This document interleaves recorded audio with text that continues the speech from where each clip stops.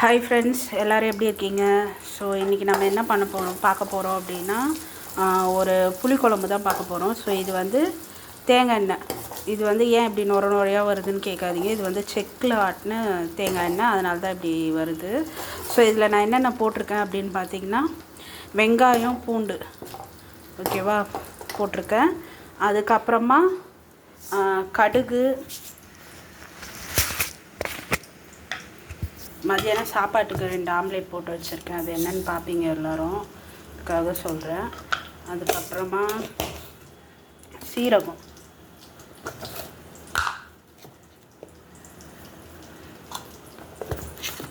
அதுக்கப்புறம் வெந்தயம். புளிக்குழம்புனாவே புளிக்குழம்பு, மீன் குழம்பு, காரக்குழம்பு இதுக்கெலாம் வெந்தயம் போட்டிங்கன்னா கொஞ்சம் நல்லாயிருக்கும். ஸோ தேவையான அளவு வெந்தயம். அப்புறம் பார்த்திங்கன்னா இது வந்து கருவேப்பிலை, கொத்தமல்லி. ஸோ இப்போ வந்து கருவேப்பிலை போட்டுடலாம். கொத்தமல்லி வந்து நம்ம கடைசியாக ஃபினிஷிங் ஸ்டேஜில் போடுவோம், ஓகேவா. இப்படி டப்பாவில் எடுத்து வச்சுட்டா அது எப்போ ஃப்ரெஷ்ஷாகவே இருக்கும், ஒரு 1 வீக்கு. ஸோ மதியானம் சாப்பாட்டுக்கு 2 ஆம்லேட் போட்டு வச்சுருக்கேன். இந்த பாத்திரத்தில் டீ இருக்குது. காலையில் என்ன சமைச்சேன் அப்படின்னு பார்த்தீங்கன்னா, இட்லியும் வேர்க்கடலை சட்னியும் தான். இது கொஞ்சம் நல்லா அப்படி வதங்கணுன்னா எண்ணெயில் பொரியணும்.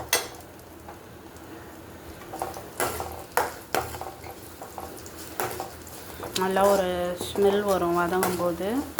இந்த பூண்டு, வெங்காயம், வெந்தயம், கருவேப்பிலை இதெல்லாம் வதங்கும்போது. அதுக்கப்புறமா நம்ம என்ன பண்ண போகிறோன்னா, இங்கே ஒரு மசாலா அரைச்சி வச்சுருக்கேன், ஓகேவா. பாருங்கள், 2 தக்காளி, 10 சின்ன வெங்காயம், 15 பல் பூண்டு, இது அரைச்சி வச்சுருக்கேன். இது கூட கொஞ்சம் மிளகு சீரகமும் போட்டு அரைச்சிருக்கேன். ஸோ அதை வந்து இப்படி ஊற்றிடணும்.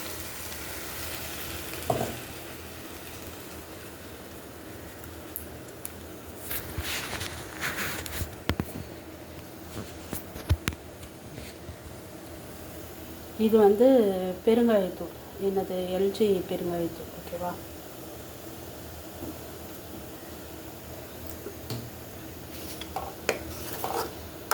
ஸோ முருங்கைக்காய், உருளைக்கிழங்கு, மொச்சப்பயிறு எல்லாம் போடுறதுனால நம்ம வந்து பெருங்காயத்தூள், பூண்டு இதெல்லாமே அதிகமாக சேர்த்துக்கணும். ஸோ இதெல்லாம் போட்டு லைட்டாக கொஞ்சம் தண்ணி ஆட் பண்ணிக்கலாம், இல்லைனா வந்து அந்த தக்காளி பேஸ்ட் வந்து அடி கொடுத்துரும். கொஞ்சம் தண்ணி ஆட் பண்ணி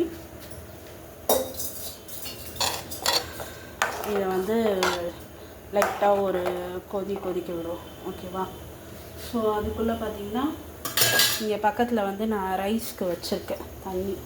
ஸோ இதுவும் ஆல்ரெடி ரெடி ஆகிடுச்சு. இந்த மாதிரி குட்டி குட்டி பபிள்ஸாக வரும்போது நம்ம என்ன பண்ணலாம், ரைஸ் போட்டுடலாம். கொஞ்சம் வெயிட் பண்ணுங்கள். பாருங்கள், இப்போ இந்த அளவுக்கு கொஞ்சம் கொதிக்குதா. அந்த தக்காளி, வெங்காயம், இஞ்சி பூண்டு பேஸ்ட்லாம் இப்படி கொதிக்கும்போது நம்ம என்ன பண்ண போகிறோன்னா, காயை ஆட் பண்ணிவிட்டு அதுக்கப்புறமா மசாலா ஆட் பண்ணுவோம். அதுக்கப்புறம் புளி ஊற வச்சுருக்கேன், ஓகேவா.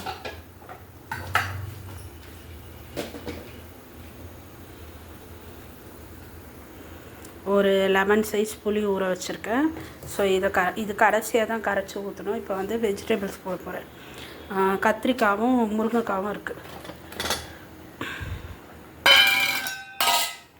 ஒரே ஒரு கத்திரிக்காய், ஒரே ஒரு முருங்கைக்காய். முருங்கைக்காய் வந்து பார்த்திங்கன்னா எங்கள் மரத்தில் காய்ச்ச முருங்கைக்காய்.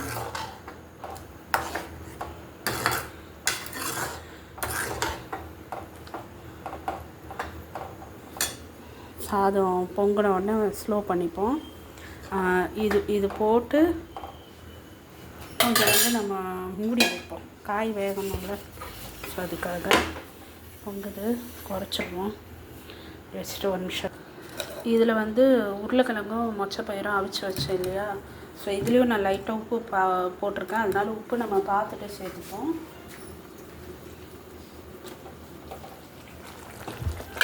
இப்போ நான் வந்து இதை வந்து ஆட் பண்ண போகிறேன். இதோட அந்த அவிச்ச தண்ணியோடு ஆட் பண்ணுறேன். ஏன்னா அது சுத்தமான தண்ணி தான். நம்ம நைட்டு ஃபுல்லாக ஊற வச்சு அதை வாஷ் பண்ணி அதுக்கப்புறம் தான் நம்ம அந்த குடிக்கிற தண்ணி தான், ப்யூரிஃபை தண்ணி தான் நம்ம இதில் ஊற்றி வேக வைக்கிறோம்.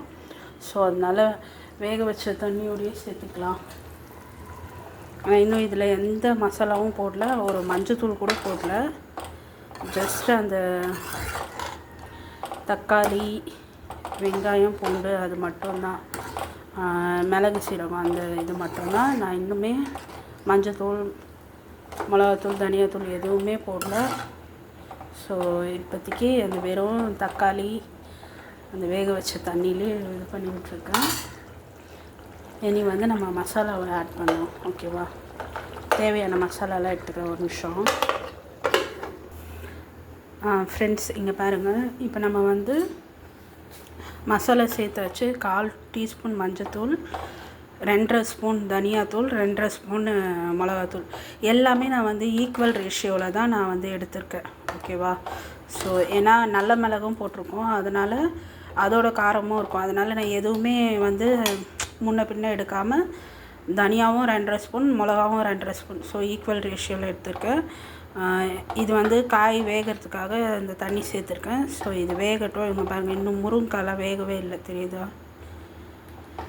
ஸோ புளி வந்து லாஸ்ட்டாக தான் ஊற்றணும். ஏன் அப்படின்னா புளி முதலே ஊற்றிட்டோன்னா காய் வந்து வேகாது. அதனால் புளியை வந்து கடைசியாக தான் ஊற்றணும்.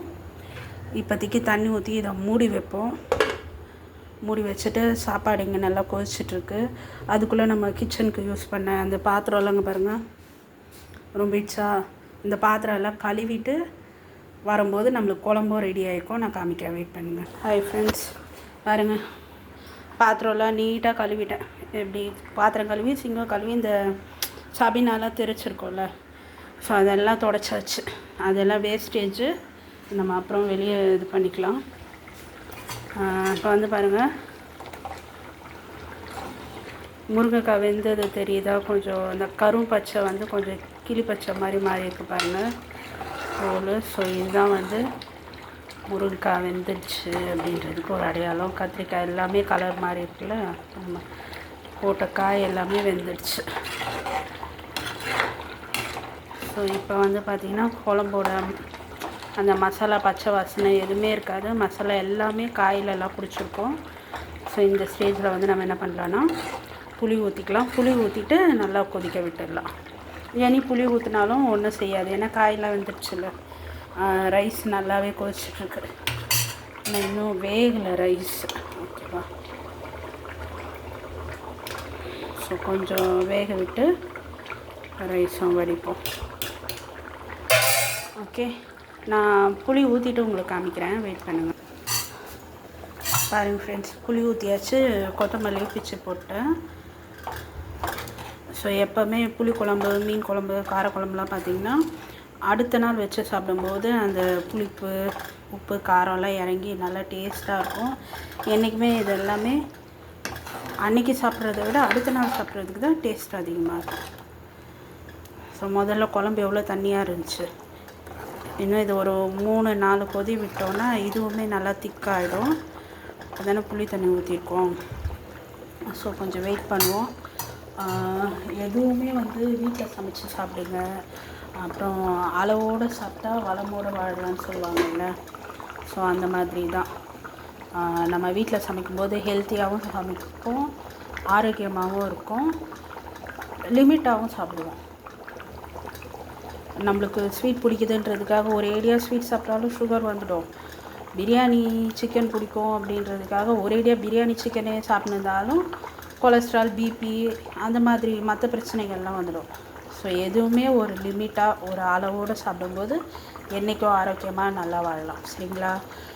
பிடிச்சிருந்தால் லைக் பண்ணுங்கள், ஷேர் பண்ணுங்கள், சப்ஸ்கிரைப் பண்ணுங்கள்.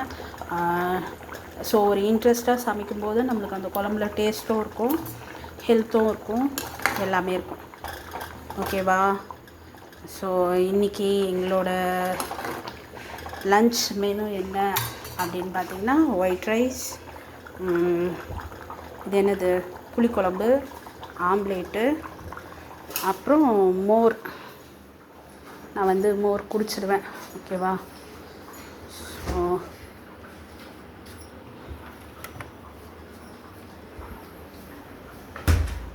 மோர் இருக்கா?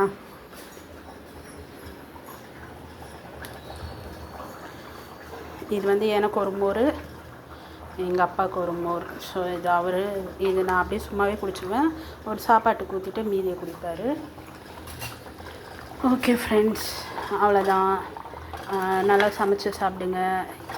எங்கள் ஊரில் வெயில் கொஞ்சம் பரவாயில்ல. 2 நாள் மழை பெஞ்சதில் கொஞ்சம் அந்த அனல்லாம் தணிஞ்சிருக்கு. நல்லாயிருக்கு கொஞ்சம் கிளைமேட் இப்போ. ஸோ உங்கள் ஊர்லலாம் வெயில் எப்படி இருக்குது சொல்லுங்கள். ஹெல்த்தை பார்த்துக்கோங்க. சம்மர் டைமில் முடிஞ்ச அளவுக்கு வீட்டில் சமைச்சு சாப்பிடுங்க. வெளி ஃபுட்டை வந்து அவாய்ட் பண்ணிவிடுங்க. ஏன்னா இன்றைக்கி எப்படிலாம் நம்ம கேஸ் தட்டுப்பாடுன்றதுனால வெந்தும் வேகாமல் அரைவேக்காடோட அப்படியெல்லாம் சாப்பாடு சமைக்கிறாங்க. ஒரு தடவை ஒரு ரைஸ் ஒன்று ஆர்டர் போட்டேன். அதில் பார்த்திங்கன்னா பீன்ஸு, கேரட்டு, கோஸு எதுவுமே வேகலை. எல்லாமே அப்படியே பச்சை பச்சையாக இருக்குது. அதெல்லாம் நம்ம சாப்பிட்டா நம்ம உடம்பு என்னத்துக்கு ஆகும் சொல்லுங்கள். அதனால் அந்த மாதிரி வெளி ஃபுட்லாம் அவாய்ட் பண்ணாதீங்க. நான் என்ன பண்ணேன்னா வாங்கிட்டு திருப்பி நான் அதை வந்து என்னோடய இதில் ஸ்டைலில் லெமனு, பெப்பர் பொடி, சில்லி பவுட்ரு, சால்ட்டு எல்லாம் போட்டு திருப்பி கொஞ்சம் எண்ணெய் ஊற்றி திருப்பி ஒரு வதக்கி ஸ்லோ ஃப்ளேமில் வேக வச்சு அதை வந்து 2 நாளாக வச்சு சாப்பிட்டேன். அந்த மாதிரிலாம் ஹோட்டல் சாப்பாடு கொடுத்துட்றாங்க. வெறும் காரமும் அரைவேக்காடு சாப்பாடு மட்டும்தான் இருந்துச்சு அதில். அதனால் என்ன மாதிரி நீங்கள் யாரும் வெளியெல்லாம் ஆர்டர் போட்டு கஷ்டப்பட்டு சாப்பாடை வேஸ்ட் பண்ணாதீங்க. ஓகேவா? ஆல்மோஸ்ட் ரைஸும் நம்மளுக்கு ஃபுல் பாயில் குக் ஆகிடுச்சு. ஸோ இதுதான் எங்கள் வீட்டு லன்ச் மெனு இன்றைக்கி.